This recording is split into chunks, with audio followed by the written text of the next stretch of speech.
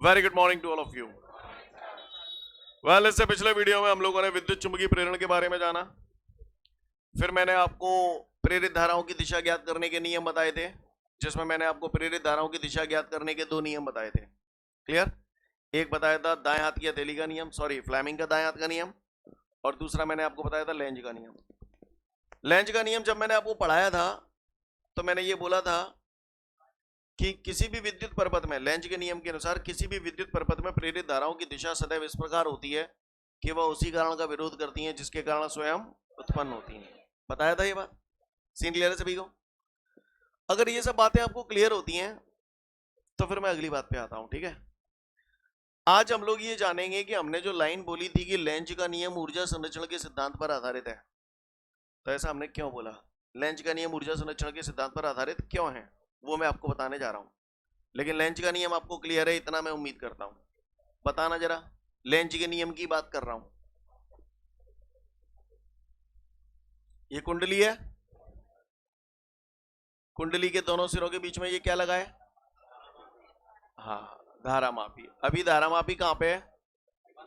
0 पे। कांटा 0 पे है। अच्छा, ये कौन है? चुंबक। कौन है? चुंबक। क्या है ये? हाँ, आप ही बताओ। चुंबक को जब इधर लाया ऐसे वी वेग से इधर लाया, समझ ना? चुंबक को जब इधर लाया तो बताओ कांटो चिको कि नहीं चिको? यानी धारा बही। ऐसी धारा को कौन सी धारा बोलते हैं? प्रेरित धारा। अब प्रेरित धारा उत्पन्न होगी यहां पर, तो मैंने सुना है लेंज कहता है कि प्रेरित धारा उसी कारण का विरोध करती हैं जिसके कारण पैदा हुई हैं। तो इसमें प्रेरित धारा पैदा होने के बाद इसका विरोध करने के लिए यहां पर क्या करेंगे? कौन सा ध्रुव बनाएंगे? उत्तरी ध्रुव बनाएंगे। यस और नो? और ये उत्तरी हो गया तो ये दक्षिणी। तो हमने पढ़ा था चुंबकीय बल रेखाएं बाहर उत्तर से दक्षिण और अंदर दक्षिण से उत्तर, तो नजारा ऐसा हो जाएगा दक्षिण से उत्तर। अब तो याद रखो अंदर दक्षिण से उत्तर की तरफ होती है दिशा। क्लियर? अब ये धारा ऐसे जाएगी तो कांटे को ऐसे कर जाएगी कि ऐसे कर जाएगी?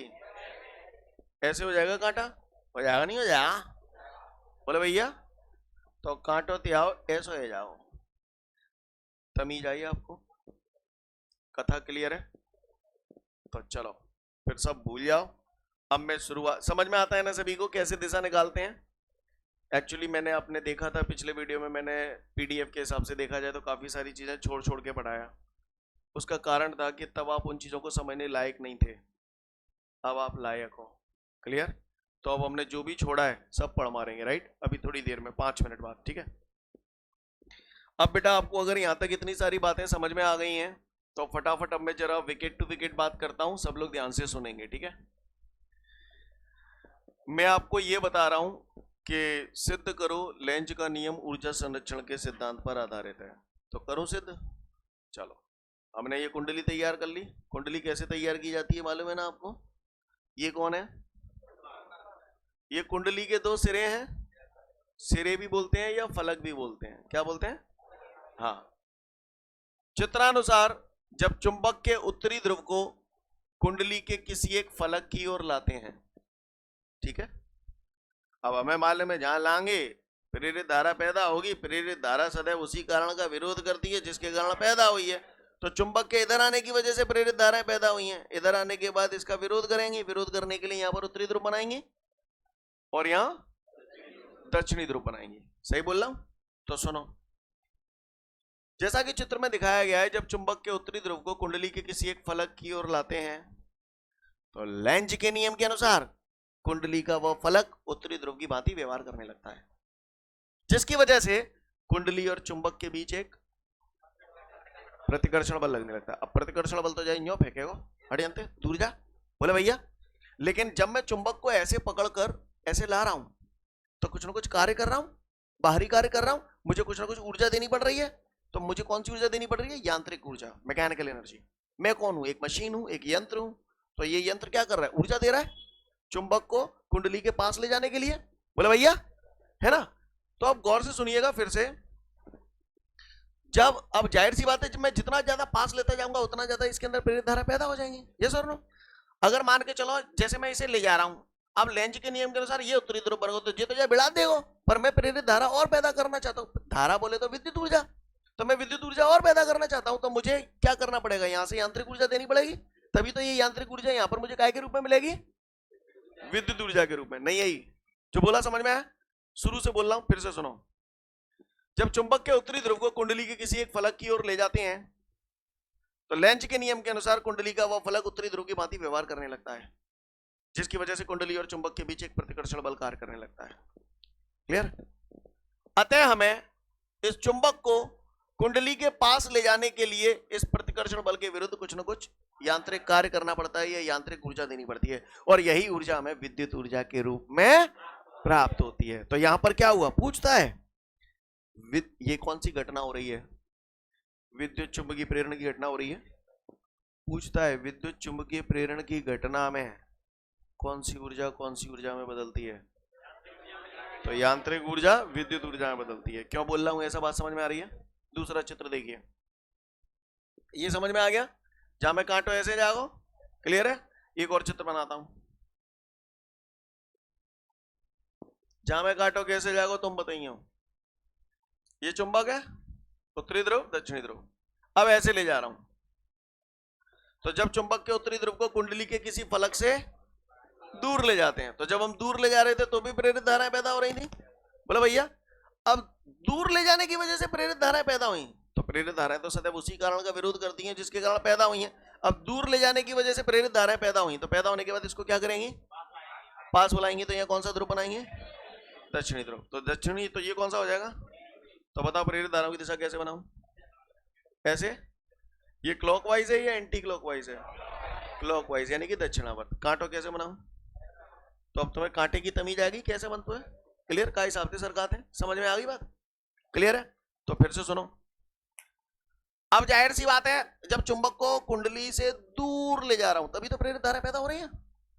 अब क्या होगा, जब मैं चुंबक के उत्तरी ध्रुव को कुंडली के किसी फलक से दूर ले जा रहा हूं तो लेंज के नियम के अनुसार कुंडली का वह फलक दक्षिणी ध्रुव की भांति व्यवहार करता है, जिसके फलस्वरूप कुंडली और चुंबक के बीच एक आकर्षण बल कार्य करने लगता है। यस और नो? अब हमें क्या करना पड़ेगा भैया, और दूर ले जाऊंगा तभी तो विद्युत धारा प्रेरित धारा पैदा होगी, तो आते हैं हमें इन आकर्षण बल के विरुद्ध कुछ यांत्रिक ऊर्जा देनी पड़ती है, और यही यांत्रिक ऊर्जा हमें विद्युत ऊर्जा के रूप में प्राप्त होती है। यहां से आपको बात समझ में आई, तो यहां से आपको दो बातें क्लियर हुई। एक तो विद्युत चुंबकीय प्रेरण की घटना में सदैव यांत्रिक ऊर्जा विद्युत ऊर्जा बदलती है, क्लियर, कौन सी ऊर्जा बदलती है। और दूसरी बात आपने देखा कि यहां पर ऊर्जा का रूपांतरण हो रहा है, नष्ट नहीं हो रही है, इसीलिए बोला गया है कि लेंज का नियम हाँ ऊर्जा संरक्षण के सिद्धांत पर आधारित है। जो बोला पल्ले पड़ा कि नहीं आया, पहले ये बताओ। पूछता है, अब मैं पूरा एक क्वेश्चन बोल रहा हूं फ्लैट, और इस बार के लिए बहुत इंपॉर्टेंट क्वेश्चन है, आता है, पूछेगा लेंज का नियम समझाइए तथा यह सिद्ध कीजिए कि लेंज का नियम ऊर्जा संरक्षण के सिद्धांत पर आधारित है। उत्तर, लेंज के नियम के अनुसार किसी भी विद्युत परपथ में प्रेरित धाराओं की दिशा सदैव इस प्रकार होती है कि वह उसी कारण का विरोध करती है जिसके कारण स्वयं उत्पन्न होती है। ठीक है, अब मैं इसे सिद्ध कर रहा हूं, क्लियर, सिद्ध कर रहा हूं, सिद्ध करने की भाषा बोल रहा हूं, आपको रट्टा नहीं लगाना, पढ़ना है, समझना है, अपनी भाषा में लिखना है। तो सबसे पहली बात, सिद्ध करने के लिए चित्र आपको समझ में आ गए, तो बस चित्रों का वर्णन करना है। जैसा कि चित्र में दिखाया गया है, जब चुंबक के उत्तरी ध्रुव को कुंडली के किसी एक फलक की ओर ले जाते हैं तो लेंज के नियम के अनुसार कुंडली का वह फलक उत्तरी ध्रुव की भांति व्यवहार करने लगता है, जिसकी वजह से कुंडली और चुंबक के बीच एक प्रतिकर्षण बल कार्य करता है। क्लियर? अतः हमें चुंबक को कुंडली के पास ले जाने के लिए इस प्रतिकर्षण बल के विरुद्ध कुछ यांत्रिक ऊर्जा देनी पड़ती है, कुछ कार्य करना पड़ता है, और यही यांत्रिक कार्य, यही यांत्रिक ऊर्जा हमें विद्युत ऊर्जा के रूप में प्राप्त होती है। इसी प्रकार जब हम चुंबक के उत्तरी ध्रुव को कुंडली के किसी फलक से दूर ले जाते हैं तो लेंज के नियम के अनुसार कुंडली का वह फलक दक्षिणी ध्रुव की भांति व्यवहार करता है, जिसके फलस्वरूप कुंडली और चुंबक के बीच एक आकर्षण बल कार्य करता है। अतः हमें इस आकर्षण बल के विरुद्ध चुंबक को कुंडली से दूर ले जाने के लिए कुछ यांत्रिक कार्य करना पड़ता है, कुछ यांत्रिक ऊर्जा देनी पड़ती है, यही यांत्रिक ऊर्जा हमें कुंडली में विद्युत ऊर्जा के रूप में प्राप्त होती है। क्लियर? अतः यहां से ये बात स्पष्ट होती है कि लेंज का नियम ऊर्जा संरक्षण के सिद्धांत पर आधारित है। समझ गए? तो सबसे पहले प्रश्न पढ़ो, सिद्ध करो लेंज का नियम ऊर्जा संरक्षण के सिद्धांत पर आधारित है, फिर आगे बढ़ूंगा।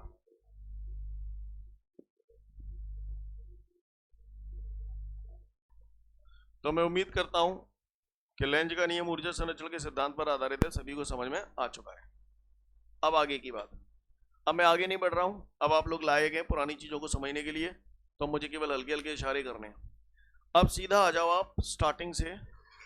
स्टार्टिंग में फैराडे का विद्युत चुंबकीय प्रेरण का प्रयोग था पूरा, है ना, और उसका निष्कर्ष। तो भैया निष्कर्ष पूरा तैयार करो, तुम्हारे सामने बोर्ड पे यही निष्कर्ष है। सुन लो, इधर देखो सब लोग ध्यान से।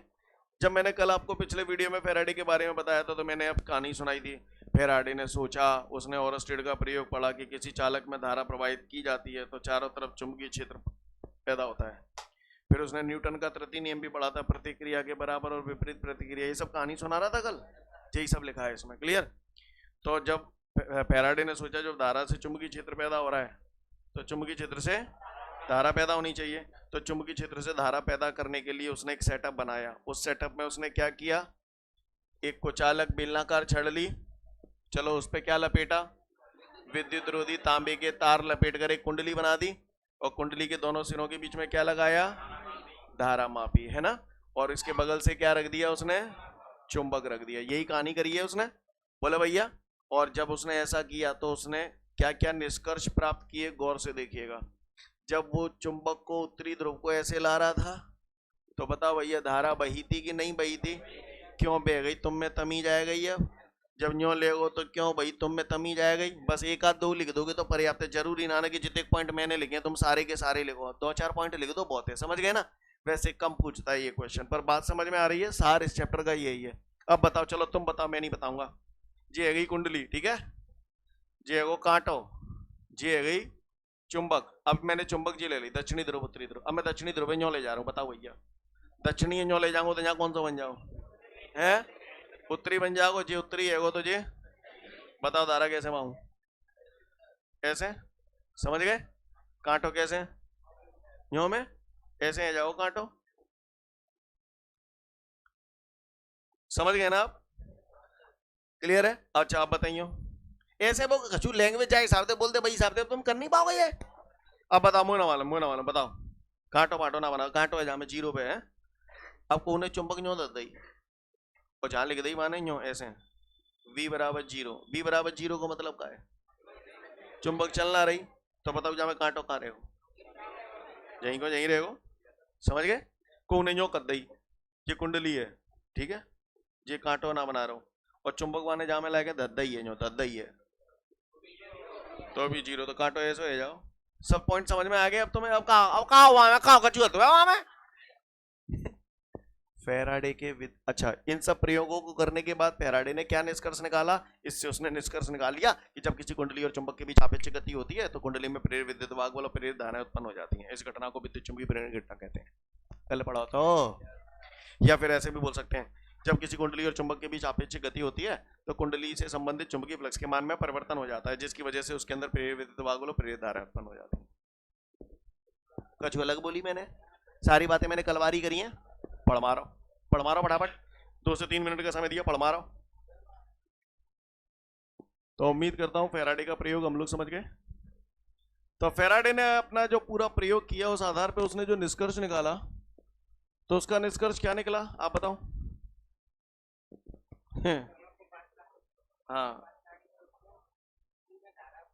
चुंबक को पास लाए तो कुंडली में प्रेरित विद्युत वाहक बल और प्रेरित धाराएं पैदा हुई, किस वजह की, किस वजह से,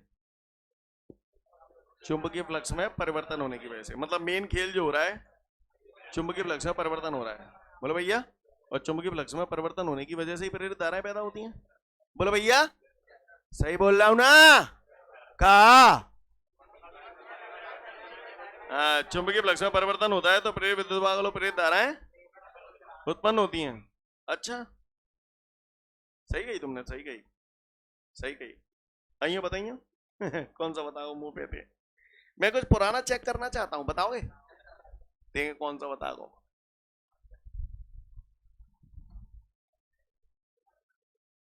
पुरानी चीजें आपको याद हैं या नहीं, मैं उसकी बात कर रहा हूं, तो गौर से सुनिएगा,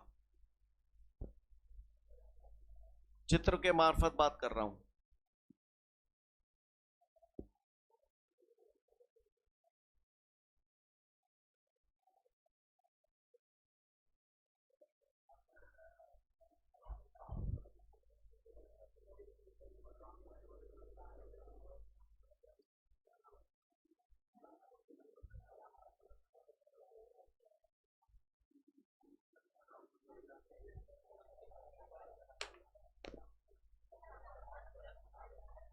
कौन से में लट्टू मिल गए हो? जामे मिल गए हो? जामे मिल गए हो? हाँ, जामे मिल गए और जामे नहीं मिल गए हो? जामे क्यों मिलक रहो है? अच्छा, बंद परिपथ है ये, चारों लंगते बंद है तामारे हैं, तो बंद परिपथ है तो धारा बहेगी। अच्छा, धारा बह रही है, राइट को निशान यानी धारा बह रही है। जी मिल गए हो? जी नहीं मिल गए हो? क्यों? क्यों ना बह रही धारा? अच्छा, मतलब ये कहना चाहते हो कि खुला परिपथ होगा तो धारा नहीं बहेगी, है ना? यही कहना चाहते हो ना? जब सेल खुले परिपथ में होता है तो धारा नहीं बहती, जब सेल बंद परिपथ में होता है तो धारा बहती। तो धारा बहने के लिए जरूरी क्या? बंद परिपथ। समझ गए? जो तो को बता दे तो जा मैं अटकाओ, मेरा क्वेश्चन तो कुछ और है। जब सेल खुले परिपथ में होता है अर्थात सेल से धारा नहीं ली जा रही है, तब उसके इलेक्ट्रोडों के बीच जो विभवांतर होता है उसे क्या बोलते हैं? विद्युत वाहक बल, है ना? तब उसके इलेक्ट्रोडों के बीच जो विभवांतर होता है उस विभवांतर को आप क्या बोलते हो? विद्युत वाहक बल। नहीं आई बात समझ में? मतलब जब सेल खुले परिपथ में होता है अर्थात सेल से धारा नहीं ली जा रही है, धारा नहीं ली जा रही है, तब उसके इलेक्ट्रोडों के बीच विभवांतर जो होता है उसको हम लोग क्या बोलते हैं? विद्युत वाहक बल। इसका मतलब ये हुआ कि सेल खुले परिपथ में है तो विभवांतर है या नहीं है? तो फिर तुमने कहा कही सवाल, परिभाषा पे फोकस तो करो कमीनो। जब सेल खुले परिपथ में होता है अर्थात सेल से धारा नहीं ली जा रही है, धारा नहीं ली जा रही है, लेकिन इलेक्ट्रोडों के बीच विभवांतर तो है, और उसी विभवांतर को ही तो आप बोल रहे हो प्रेरित विद्युत वाहक बल। तो विभवांतर तो है कि ना ने? तुम बजाते जो सेल लाते हो ना भाई, तुमने कितना इस्तेमाल ना करो तो वहां पे लिखी रहते 1.5 वोल्ट, तो जाको मतलब का है वहां में विभवांतर हतु है, यानी विभवांतर हतु है। नहीं आई बात समझ में? और जब सेल बंद परिपथ में होता है तब उसके इलेक्ट्रोडों के बीच विभवांतर को, तो विभवांतर यानी कि आप इसे बोलते थे टर्मिनल वोल्ट था, याद आ रहा है? तो बताओ बंद परिपथ में विभव है या नहीं है? है। खुले परिपथ में विभव है या नहीं है? है। बंद परिपथ में धारा है या नहीं है? खुले परिपथ में धारा है या नहीं है? मतलब भाई से जहां एक कलाकारी है, कौन सी कारी है? का कलाकारी है? हेलो, विभवांतर दोनों ही स्थितियों में होता है, चाहे परिपथ खुला होए चाहे बंद होए। विभवांतर को प्रेरित विद्युत वाहक बल ही बोल सकता हूं।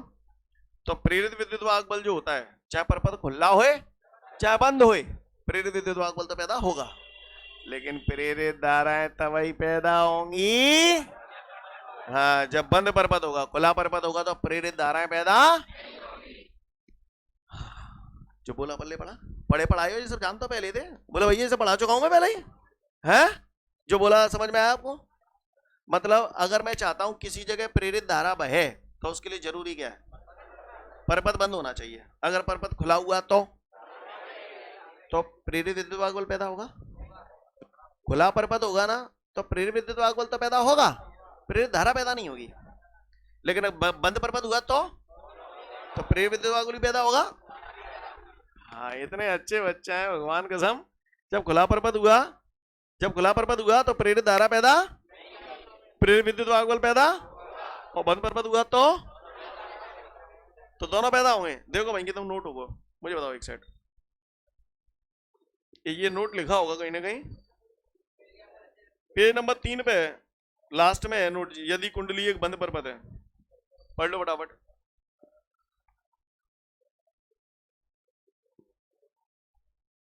तो मैं उम्मीद करता हूं सभी को नोट क्लियर हो गया होगा। अब आ जाओ इधर, आइयो काय जी कहा है ये धारा मापी? बोले भैया चुंबक चुंबक लाओ है लाओ। तो लेंज के नियम के अनुसार कौन सा ध्रुव बन जा? अब क्या तो बता चुका हूं, ये दक्षिणी। पता प्रेरित धारा कैसे? तो कांटो चिक के यूं है जाओ, कर रहा हूं, समय लगता है। ये कहना चाहते हो? तो सुनो, फैराडे के नियम, फैराडे के विद्युत चुंबकीय प्रेरण के नियम। फैराडे के विद्युत चुंबकीय प्रेरण के 2 नियम है।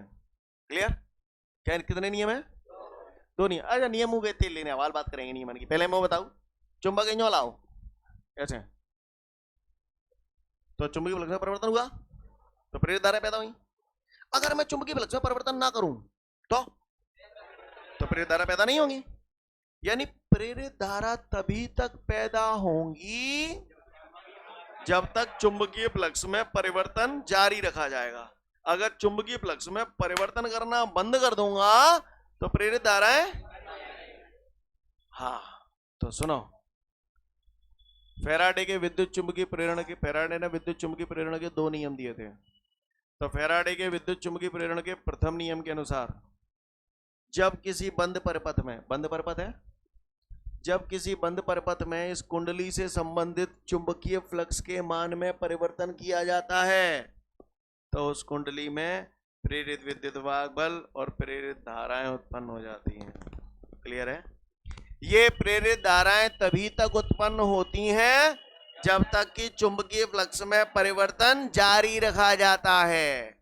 चुंबकीय फ्लक्स बढ़ने पर प्रेरित धाराएं सदैव विपरीत दिशा में उत्पन्न होती हैं और चुंबकीय फ्लक्स घटने पर प्रेरित धाराएं सदैव समान दिशा में उत्पन्न होती हैं। ऐसा मैं इसलिए बोल रहा हूं क्योंकि प्रेरित धाराएं सदैव उसी कारण का विरोध करती हैं जिसके कारण पैदा हुई हैं। क्लियर? समझ में आ रही है? चुंबकीय फ्लक्स बढ़ेगा तो प्रेरित धाराएं उसे कम करने की कोशिश करेंगी और अगर चुंबकीय फ्लक्स कम हो रहा है तो प्रेरित धाराएं उसे बढ़ाने की कोशिश करेंगी। समझ में आ रही बात? अब बढ़ाने की कोशिश करेंगी तो समान दिशा में उत्पन्न होंगी या विपरीत दिशा में? किसी चीज को बढ़ाना है तो समान दिशा में उत्पन्न होंगे या विपरीत दिशा में?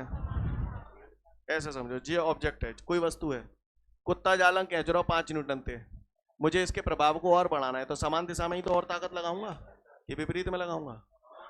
और मान के चलो ये एक वस्तु है, कुत्ता जालंग कह रहा 5 न्यूटन से, मुझे इसके प्रभाव को कम करना है तो कम करने के लिए विपरीत दिशा में लगाऊंगा समान दिशा में लगाऊंगा?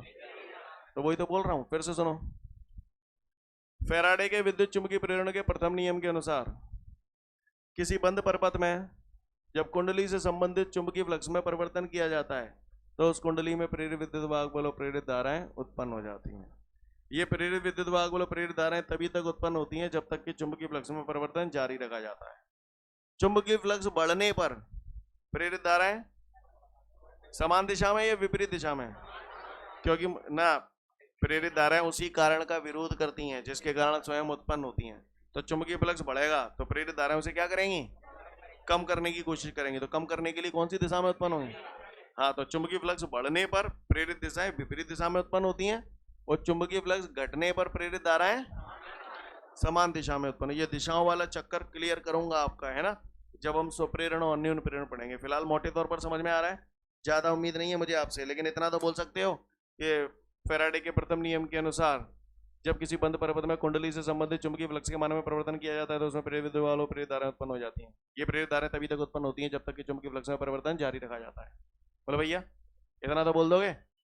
और चुंबकीय फ्लक्स बढ़ने पर प्रेरित धाराएं विपरीत दिशा में उत्पन्न होती है, चुंबकीय फ्लक्स घटने पर प्रेरित धाराएं समान दिशा में उत्पन्न होती है। सीन क्लियर है? कोई दिक्कत? समझ गए? अच्छा, तो प्रथम नियम क्लियर हुआ। मैं द्वितीय नियम भी लगे आज संग में ही चिपका रहा हूँ, गौर से सुनिएगा सभी लोग, है ना। फैराडे के विद्युत चुंबकीय प्रेरण का द्वितीय नियम। तो आप मुझे बताओ प्रेरित विद्युत वाहक बल कब पैदा हो? प्रेरित विद्युत वाहक बल कब पैदा हो? अच्छा, तो चुंबकीय फ्लक्स में परिवर्तन ज्यादा करेंगे तो प्रेरित विद्युत वाहक बल ज्यादा पैदा होगा। तो जाकर मतलब ये बहुत प्रेरित विद्युत वाहक बल को अक्षर ई से प्रदर्शित करते हैं। कैसे प्रदर्शित करते हैं? ई से। तो प्रेरित विद्युत वाहक बल हो गया। तो प्रेरित विद्युत वाहक बल समानुपाती है चुंबकीय फ्लक्स में परिवर्तन के। बोले भैया, सही बोल रहा हूँ? डी फाई क्या है? चुंबकीय फ्लक्स में परिवर्तन। क्लियर है?